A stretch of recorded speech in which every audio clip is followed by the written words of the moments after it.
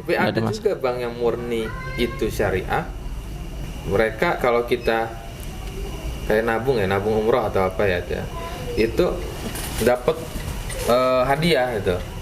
Tapi dengan cara uangnya dikip dulu. Oh, diputar dulu gitu. Semacam deposito gitu. Iya, mungkin semacam deposito, tapi kita masukin misalnya uang 5 juta, kita dapat power bank ataupun dapat gitu. HP. Itu saya pernah ditawarin itu. Itu gimana, Sat?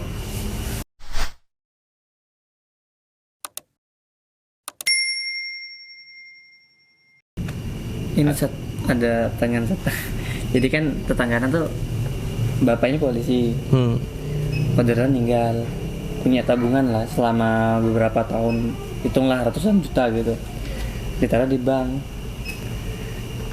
Ibunya ini mau saving, mau ngambil, nggak boleh. Alasannya? Kalau alasannya anak kurang tahu, cuman anaknya sekarang kerja di bank itu dengan kayaknya cuma buat nakutin doang. Enggak, maksudnya titik pertanyaan di mana? Boleh nggak gitu, kayak kita seorang ibu ini dengan cara gituin anaknya nih, ngerjain anaknya, tapi dengan cara tadi itu biar anaknya kerja dengan cara itu tadi, nakutin bank tadi karena punya tabungan. Kalau misalnya anak saya nggak boleh kerja sini, nanti duitnya saya tarik gitu, maksudnya. Gitu maksudnya.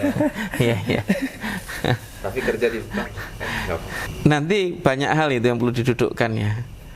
Yang pertama, bank nggak bisa melarang, karena harusnya nggak bisa melarang. Karena ya itu kadang-kadang lucunya ya, aturan dunia keuangan itu kadang-kadang.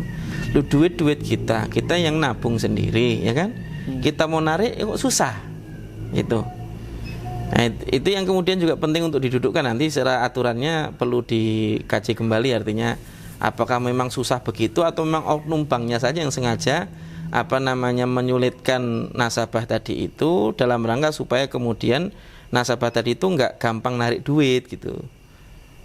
Di satu sisi itu kan juga menguntungkan bank, karena duitnya kalau dikip lebih banyak kan otomatis lebih banyak yang bisa diputar, ya kan? Gitu. Kalau kemudian ditarik banyak, berarti bank nanti kekurangan modal untuk bisa memutar uang itu, untuk bisa memutar usahanya.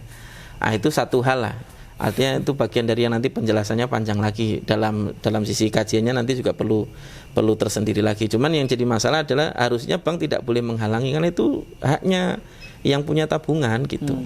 Dan ini bagian dari yang penting untuk didudukkan. Kalau cuma sekedar minta waktu, Pak nggak bisa pagi ini ya Pak, nanti kami minta waktu sampai sore misalnya gitu, itu masih logis lah.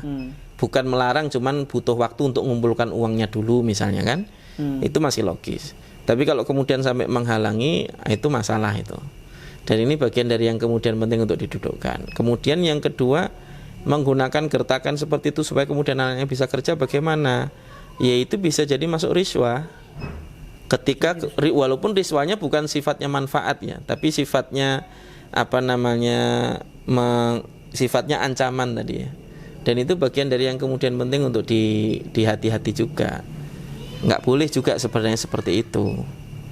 Dan ini bagian dari yang hari ini kita banyak dapati kan, menggunakan ancaman sebagai bagian dari untuk mendapatkan manfaat, ya kan? Sebenarnya itu juga nanti bisa jadi bentuk mengambil hak orang lain dengan cara yang batil. Padahal Allah secara khusus melarang la taqulu amwalakum bainakum bil batil.